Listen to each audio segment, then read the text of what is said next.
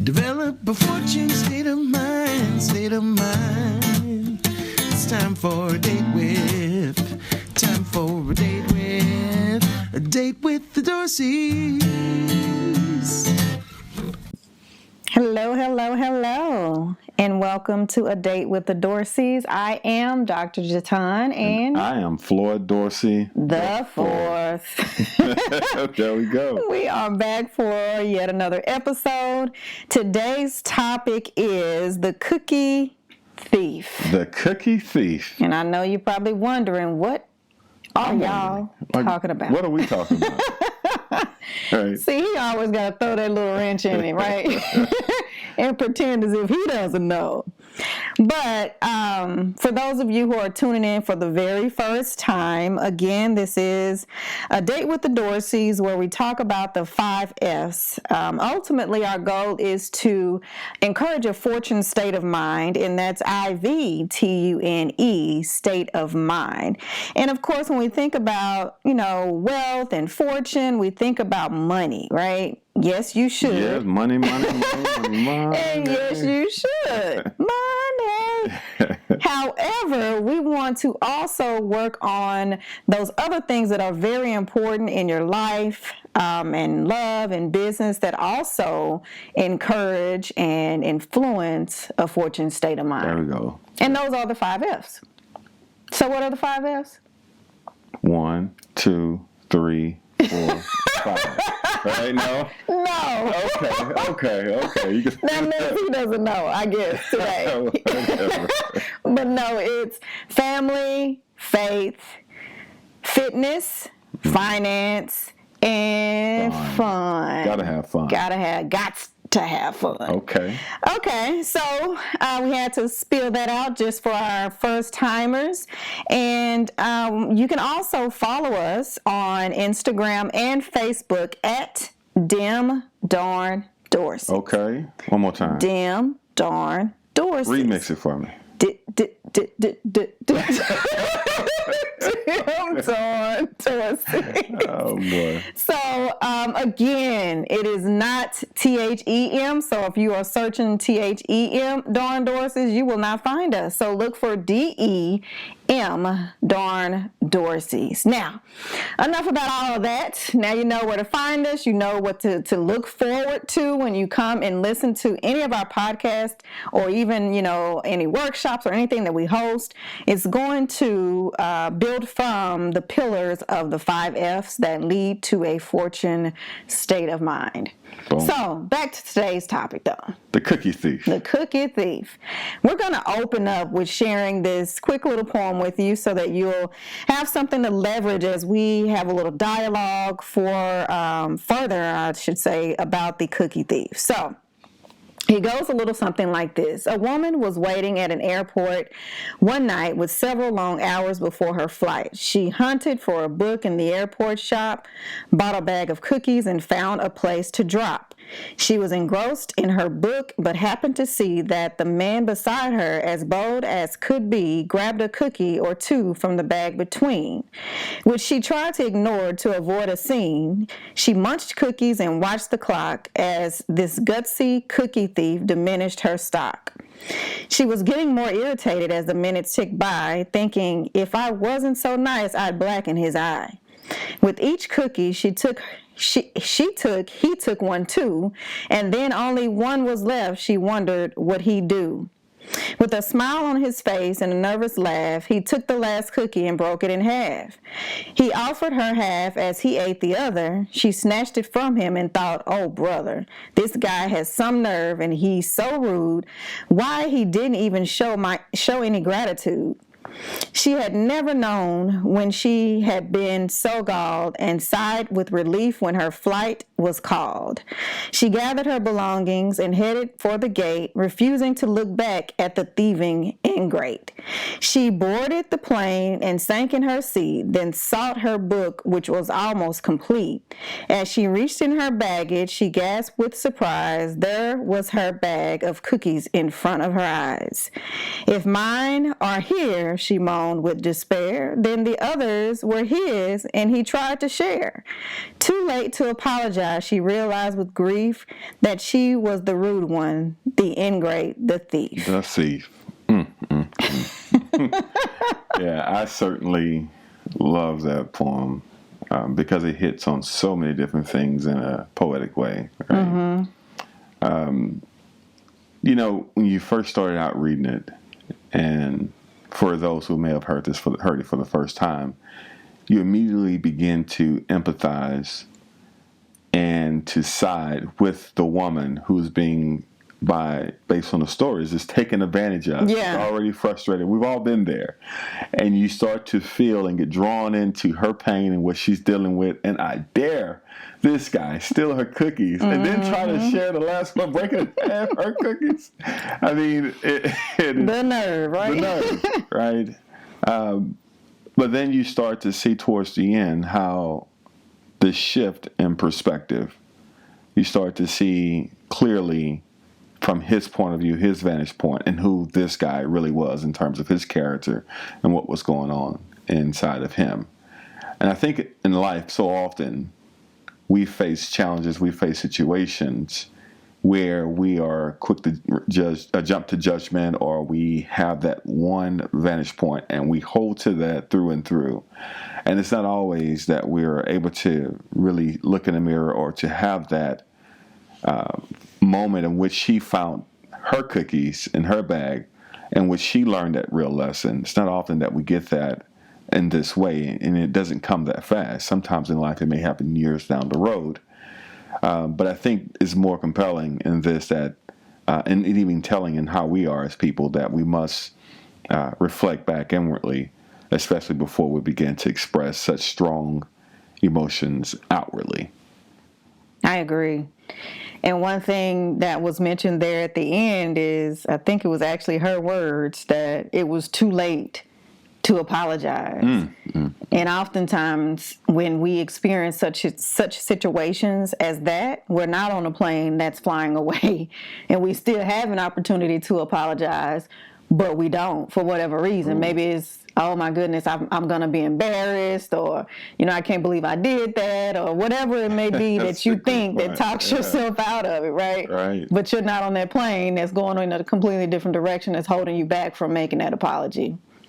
That's it. I certainly agree. So you have to wonder, and if you just think back and reflect in your own personal life, or have there been times where I've erroneously jumped to judgment, and at times those are the things that you're aware of.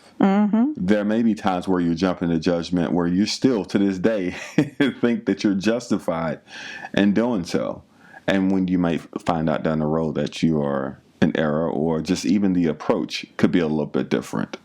For example, coming from the guy in this poem, his vantage point, and by the way, we must credit the author. Oh yeah, I was looking at that and I thought about it. I didn't say that. It's Valerie Cox is the author of that poem. Yeah, great job, Valerie. So, from the guy's perspective,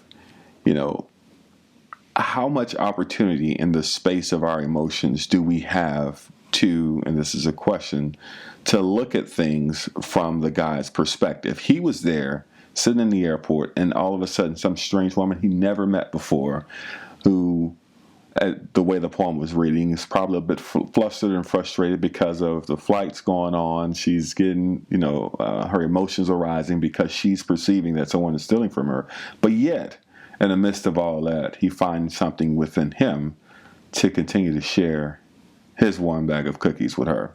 How often do we take that perspective versus the other? And I question us all to say, now, understanding how often we do it, are there other opportunities where we could extend that, live that, and be that more? So really do some soul searching. Yeah. As individuals, to see where we have the opportunities. That's it. Looking within, to your point, the soul searching. And once you find that in your search, whatever you find, it is to really now push yourself to say, now how can I bake this into my day to day? just like anything, I know you speak on a lot of principles in creating those healthy and good habits. Consider this being one to incorporate into that life, into that lifestyle. Right?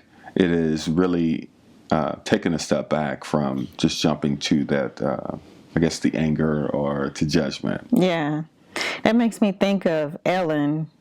I don't know if I was looking at her show or maybe it was an interview. I feel like I was riding in my car, but nevertheless, she always says, be kind to everyone. That's one of her sayings that she closes out with, opens up with. It's just something that she says.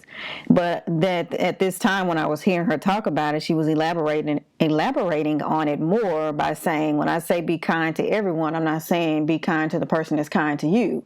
I'm saying be kind to everyone, despite how they may treat you or what they may do. Just be kind.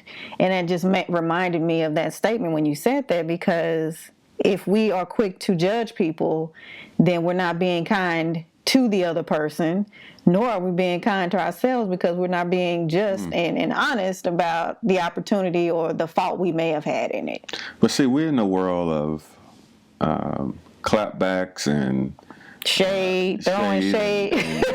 and sound bites. So it's hard to, how does this fit? How does that frame of thinking fit into this world in which, we're operating in today? Everything is moving quick, it's moving fast, and we want to make points, we want to be heard, and we just want to get it off, like fire off. Yeah. Right. But the thing is that I think that's what people want, because they are in a microwave society. I don't know if it's more the millennial generation and younger, but I think that's where we have to control the narrative, because that's kind of what they feed off of. And for us that are thinkers to hear certain, to your point, sound bites or quotes or whatever it is, it's like, okay, give me more. Like, what can I do with that? I need something that I can eat and digest, not something that's just going to inhale and exhale. That's right. I think I agree with you that we are, and it is that certainly the opportunity exists. The microwave part was pretty cool. We want it quick and fast, and we want it done, right? And unfortunately, you don't really know to get it done. We don't really know what's the process and making sure that it's fully cooked, fully baked in terms of the information that we're receiving, the experiences that we're having, and then being able to really form the appropriate judgment. And then even if you were the thief, how do I want to respond then? Right. So it's one thing to say I'm justified if I did act irrational. Right. I'm justified because he was stealing my cookies. Right. And I'm justified in me feeling the way I feel and doing whatever I do. Right. But it's another to say, okay, well, let's take it further. While you are justified in that, what's the higher way of going to really express a different form of kindness, love, compassion, understanding, or whatever it may be? While you can, take that route, is there a better way to really deal with the situation to get the ultimate results that you want? Well, in this poem, I just think back on how she really never said anything to him to even lead him to think that she thought he was stealing. Oh, boy. The more we talk about this, I'm like, wait, she never really said anything to him, but she may have kind of just looked at him and he just didn't think anything about it, or maybe he did. Or what? It's so many maybes, right? So many maybes. No communication was there. Right. We know for a fact. I think verbal communication didn't exist in this situation. Exactly. A lot was said without being said. So if we could just hear Miss Valerie Cox, can you write part 2 of this and give us the guy's view? Well, what he was dealing with, because we really don't know. Yeah. The conversation, I think that brings up a great point. When those things do exist, instead of being hostile and fuming and getting all angry and pent up on the inside, how easy would it have been for her to say, hey, excuse me, I think you are, stealing my cookies, right? And instead of doing that, she bottled it up, kept it in, and just let it kind of bother her internally. Yeah. And then only to realize later. But wow, that's just pretty interesting on how some simple communication Could resolve. can resolve. Yeah. So if you're just tuning in, we're talking about The Cookie Thief. We opened up with a poem from Valerie Cox. So if you missed that, you're going to have to rewind. Hold on. And press What's the play. rewind again? I hadn't got that one. Okay. This is something new. I don't know where that came from, That's nothing we rehearsed and nothing I've even experienced with her over the last 7 years. So one more time. What is that again? Okay. So make sure you catch that poem or even Google it, and catch up with us where we are here in the discussion as we dissect this and relate it to life. To life, especially as we talk about the 5 F's. And I think largely you see this with families, but I mean, of course, this goes beyond just interactions and dealing with family in these situations. But I have experienced times where families, just for their perception or just to jump to judgment, will go years and years without speaking or wouldn't come to a family reunion because of one, so many different things because of I think or I thought or someone else said that this meant, one thing or because another. he did it before. I know he did it to me this time. Exactly. It's happening. So how many relationships, whether if it's your family or your friends, especially friends, have gone on just based on assumptions and not really having the dialogue or the conversations to fully understand the perspective on all sides to really resolve it. And even though, again, I stress this, even though your anger, frustration may be justified, it's still important for the health of your own self, right? And maybe not necessarily for the other person, but again, if you want to look at both parties involved, it's healthy to release it, get it out, talk through it, to get that peace and resolve the situation and not let it Yeah. And sometimes those conversations should be had before the confusion even, the opportunity for the confusion to even come about. And then in instances like that, in which I've been involved in instances like that, to where it wasn't discussed in the beginning. So then when the circumstance or the situation occurs, then that's when the confusion arises. But at that point, things are so heavy, it's not a good time to have that conversation. I see your hand gesture like you're really holding something heavy too. So for the folks that are listening, when she said heavy, I mean, it was some real heavy weight there. So I know the situation. Thanks for illustrating. Yeah. I mean, well, thank you. I mean, you're doing all here. So, I totally get that. But I can even share. I want to hear one of yours. Okay. So, sure. Well, in one of my books, Intentional Living, one of the chapters is about creating capacity. And in that chapter, I talk about how there were so many endeavors that I wanted to work towards, that I had desires to do, but I knew there was something in my life I needed to replace or to help get someone to help me in those areas to create that capacity to do those other things. And one of those things was housekeeping. Of course, that's okay. I mean, hey, it's not something that I just enjoy, but I always love a clean house. So husband agreed to do such. And so, not everybody cleans how you would clean, and not everyone knows where everything goes or should go where you want it to go. So you just have to let go and let God, as they say. Okay. So there have been times, nonetheless, where after our cleaning crew came and went, I would be looking for certain things and I can't find them, and then now I'm frantically going about the house like, I know I always keep this thing right here. Okay, the only other place it could be is here. Let me go check there. It's not there. Oh, Lord, wait a minute. Now, surely so-and-so wouldn't have, taken, broken, thrown away this thing. Because I know it's in one of these two places and I'm just not quite finding it. Well, long story short, after I look for a third time, I find it, right? So, as much as I was thinking that there was a cookie thief in the house, and as long as we've had these people Right. cleaning for us, they are trustworthy. We've known them for a while now. So, but my mind immediately jumps to that because I'm like, I'm used to this thing being in this place. Somebody stuck their hands in my cookie jar. Uh-oh. So the question is, why did your mind immediately jump there? And I think that's the part Yeah. that many people can, whatever it is that took your mind there, that's the part that I'm sure many people we can all identify with, because it's just for whatever it is, it's a natural instinctive thing Right. at times. So what was it for you that made your mind jump there? When you said that, my initial thought was just being strong in the belief that I wouldn't and couldn't dare have lost this thing, because I put it here every time. Every time I've been putting it here for the last But granted, I probably did.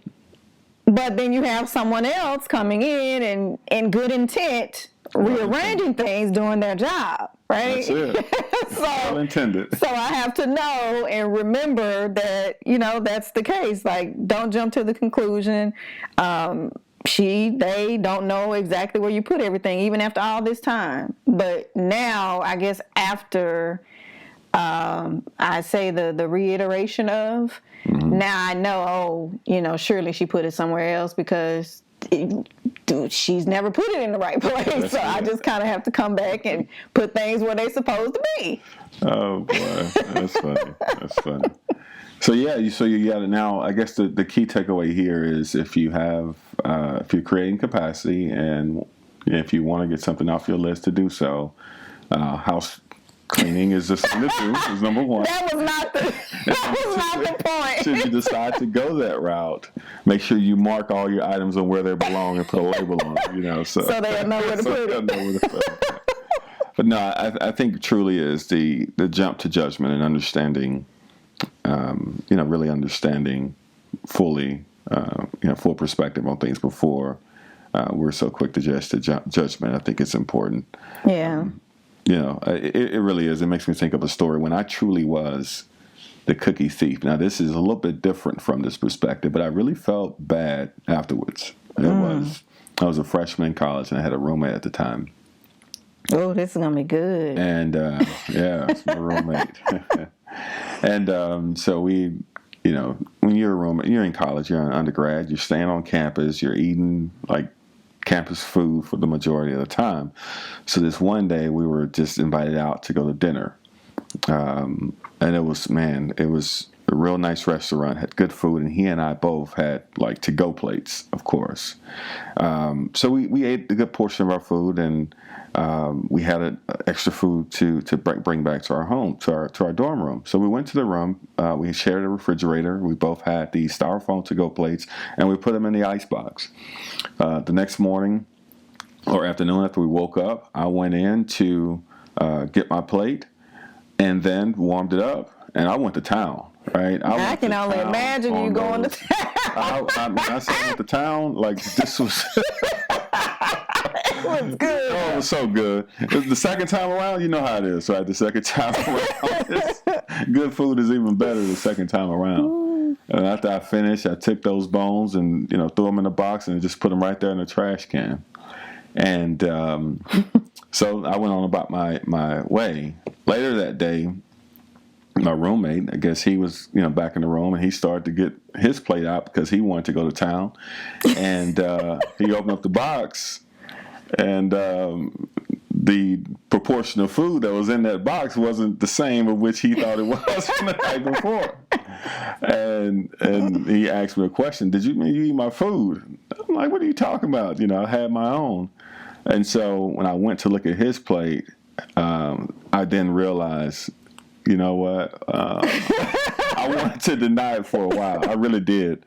And but I had to go along with it because I needed to be right. I wanted to deny it. Something was telling me to deny it, so I had to be right on this, So we went back and forth, me knowing at this time that I was wrong. I had to hold that line. Yes.